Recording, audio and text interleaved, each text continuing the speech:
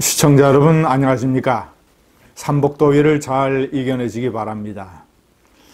이재명 경기지사가 대법원에서 무죄를 받았을 때 저는 앞으로 엄청난 파란을 좌파 내에서 일으킬 것이라고 얘기를 했습니다. 우선 첫째, 선두주자 이낙연을 빠르면 한두 달 내에 따라잡을 가능성이 높고, 그리고 여러 가지 파퓰리스트 정책, 거침없는 언행으로 주도권을 잡으려고 할 것이라고 말씀드린 적이 있습니다. 역시 이재명은 그런 식의 길을 치고 나가고 있습니다. 그리고 이낙연을 추격하는 속도가 훨씬 빨라지고 있습니다. 가장 최근의 리얼미터 조사에서 이낙연 23, 이재명 18, 윤석열 14, 5차 범위 내에서 이재명이 이낙연을 추격하고 있습니다. 원래 상승세를 탄 추격자가 훨씬 유리하기 때문에, 그리고 여러 가지 스타일상 이 지지율은 조만간 뒤집어질 가능성이 높다고 보겠습니다. 앞으로 투탑 시대, 역시 이재명은 두 가지를 치고 나왔습니다. 하나는 수술실에 CCTV를 전부 다 설치하자. 그리고 고리대금업 이자를 10% 밑으로 제한하자라는 법을 만들어 달라라고 전 국회의원들에게 편지를 보내는, 상당히 대중들에게 어필할 수 있는 이런 정책을 밀고 나가고 있습니다. 거기는 상당 부분 어떤 전문가들의 신중한 논란을 뛰어넘는 파퓰리스트적인 요소가 들어 있습니다. 또 하나는 서울, 부산에 공천을 해서는 안 된다라는 원칙론을 들고 나왔습니다. 저는 이제 물론 공천을 해서는 안 된다라는 동영상을 발표한 적이 있습니다만은, 좌파 내에서 저를 포함한 그런 의견에 동조하는 최초의 주요 정치인이 튀어나왔습니다. 시청자 여러분, 민주당이 서울, 부산에 공천을 해야 되느냐 말아야 되느냐, 이 문제를 설명을 하고 주장하는 논리를 보면 그 사람과 그 정당의 수준을 알 수 있습니다. 제가 아주 재밌는 이 논리를 한번 비교를 해봐 드리겠습니다. 아주 명백하게 민주당은 당원에 규정을 하고 있지 않습니까? 부정부패 하나만 규정하고 있는 게 아니라 부정부패 등 중대한 잘못을 저질렀을 때, 그러니까 그 당 소속의 후보가 그로 인해서 생기는 재보궐선거에는 후보를 내지 않는다. 자, 이재명의 논리부터 한번 들어보십시오. 정치는 신뢰가 가장 중요하다.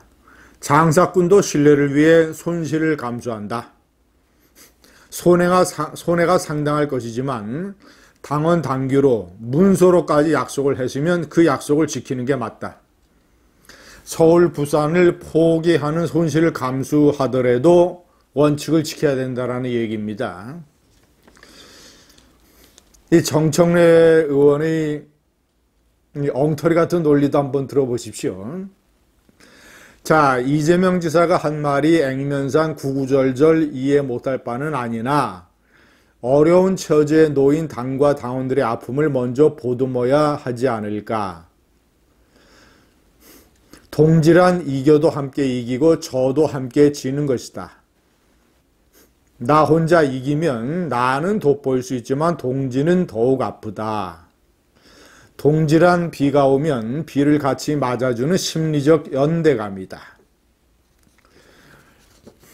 아니, 그러니까 국가적 차원에서 정당이, 공당이, 더군다나 집권당이 당원에 규정을 하고 있는 그런 후보를 내서는 안 된다라는, 이런 것을 지키지 않았을 때 국민들에게 어떻게 신뢰가 상실되는가, 이런 문제는 아랑곳하지 않고 국민이 어떻게 생각하든 말든 후보를 안 냈을 때 당원들의 마음이 너무나 아프니까 우리는 당원들을 생각해야 되고 동지라는 것을 동지는 아픔을 같이 하는 것이다.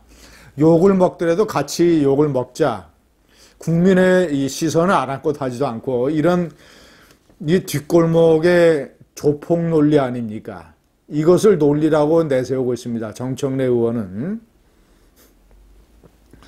그리고 오세훈 미래통합당의 경우에 오세훈 시장 때에 물러나서 생긴 보궐선거, 박근혜 대통령이 탄핵돼서 생긴 보궐선거에 후보를 다 냈다. 이런 엉뚱한 논리를 또 대고 있습니다. 오세훈 시장이 물러났던 것은 무상급식 투표, 정책 투표에 시장직을 자기가 딱 걸고 투표에서 패하면 내가 물러나겠다라고 한 자진해서 무슨 부정부패라든가 중대한 잘못이 아니지 않습니까? 비교 대상이 되지 않는 것도, 그리고 박근혜 대통령 탄핵 문제는 첫째는 당시 자유한국당이 이런 당원을 국민들에게 약속한 이런 사실도 없고, 두 번째는 뭐 같은 당원이라고 해도 대통령, 국가의 권력, 정권 이런 것이 걸려있는 선거와 자치단체장 국회의원 선거는 차원이 다르다는 것. 두 가지 점을 또 망각을 하고 있습니다. 시청자 여러분, 김두관 한때 대선 주자로 거론됐던 김두관 의원의 논리도 한번 들어보십시오. 당원도 중요하고 정당 본연의 역할도 중요하다. 당원들의 뜻으로 결정돼야 될 일이지만 개인적으로는 정당은 잘했든 못했든 선거에 후보를 내야 한다. 유권자의 심판을 당당히 받아서 반성도 제대로 하고 새롭게 시작할 수 있다. 아니, 이러려면 당원을 왜 만들었습니까? 김두관의 논리야말로 정말이지 하책 중에 하책입니다. 버젓이 당원을 만들어 놓고 잘못이 있든 없든 무조건 정당은 잘했든 못했든 선거에 후보를 내야 한다.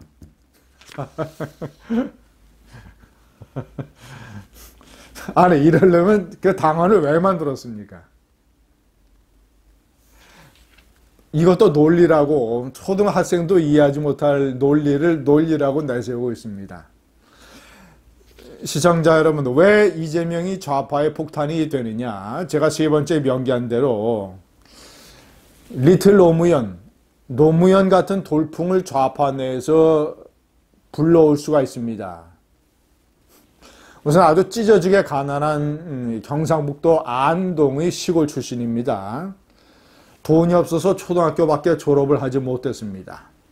중학교, 고등학교를 검정고시로 치르고 중앙대학교 법대도 돈이 없어서 전액 장학금을 받는 특대생 장학생으로 들어갔습니다. 그리고 사법시험에 합격을 했죠. 노무현처럼. 그리고 노무현처럼 이제 인권 변호사 뭐라는 거를 지역에서 했습니다. 자, 이 경상북도 안동 출신이죠. 노무현은 부산 출신이었죠. 이 진영, 김해. 자, 그리고 플러스 노무현은 이제 종로에서 국회의원을 했습니다. 이재명은 성남시장과 경기지사를 했기 때문에 경상도 플러스 수도권의 외연을 넓힐 수 있는 이런 어떤 지역적 특성을 가지고 있습니다. 그가 이런 배경에다가 찢어지게 가난했던 흑수저 출신이라는 것, 이런 것들을 지금 부동산 문제 또는 뭐 이 취업 문제, 가난, 계급적 차별 이런 것에 신음하고 있는 젊은이들에게 혹할 가능성이 대단히 높습니다. 제가 4번에 명기한 대로 앞으로 이재명은 뭐 수술실의 CCTV, 고리대금업 제한 10% 이내 제한, 이런 어떤 이 대중을 상대로 하는 파퓰리스트 전략을 계속 강화하고 치고 나갈 것입니다. 좌파의 폭탄 이재명, 좌파의 대선 구도를 뿌리부터 흔들지 모릅니다. 벌써부터 이낙연은 초긴장하고 있습니다. 민주당이 너무나 그동안 굼떴다 이런 식으로 나름대로 이제 목소리를 낼 이런 채비를 하고 있습니다. 그러나 여러 가지로 봤을 때 좌파의 폭탄은 이낙연이 아니라 이재명입니다. 그리고 이런 이재명의 파피스트 전략에 상당 부분의 유권자가 넘어갈 수 있는 수준이 현재 이 나라의 수준입니다. 좌파의 폭탄 이재명이 앞으로 어떻게 터지는지 유권자 여러분 저와 함께 지켜보시기 바랍니다. 감사합니다.